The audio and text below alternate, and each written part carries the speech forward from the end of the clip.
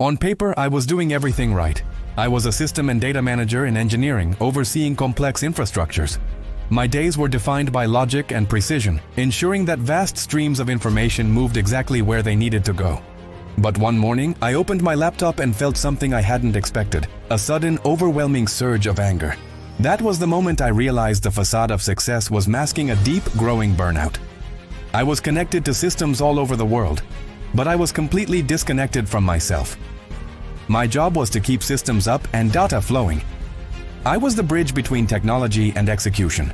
My weeks were a blur of back-to-back meetings and constant context switching between incidents and planning.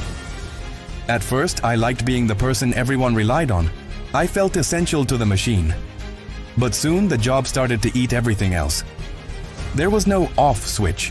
Messages came at all hours, pulling me back into the digital world before I could even breathe.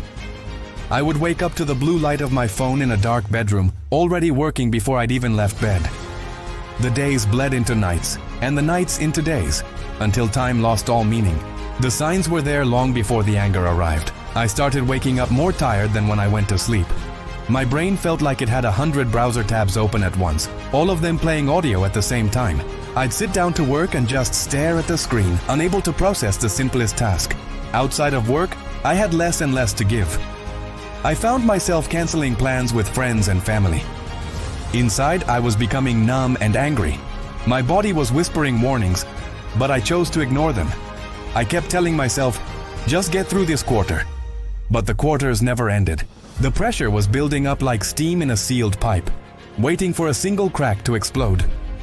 The breaking point came in a moment of pure rage. It wasn't just frustration, it was a total system failure. One day, something small went wrong. A minor data glitch, and I just snapped. That burst of anger was my alarm clock. It was the only thing loud enough to wake me up from my numbness.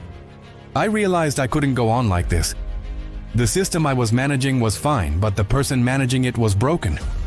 Recovery didn't start in a manager's office or a boardroom. It started in a quiet, unexpected way. It started with a message from someone 12,000 kilometers away who asked how I was truly feeling. They asked, "Have you ever tried yoga or meditation?" At first, it felt completely alien to my world of logic, but I was desperate. I started small, with just 10 to 15 minutes of gentle movement each day. Slowly, the digital code that lived in my head began to fade, replaced by a sense of presence. Over time, yoga and meditation did something important. They brought me back into my body. They gave me a gap between stimulus and reaction, a space where I could choose how to respond. From there, I could make bigger moves. I started setting boundaries and learning to say no. I realized that my nervous system is just as important as any productivity system I manage. You can't think your way out of burnout at the same speed that got you into it.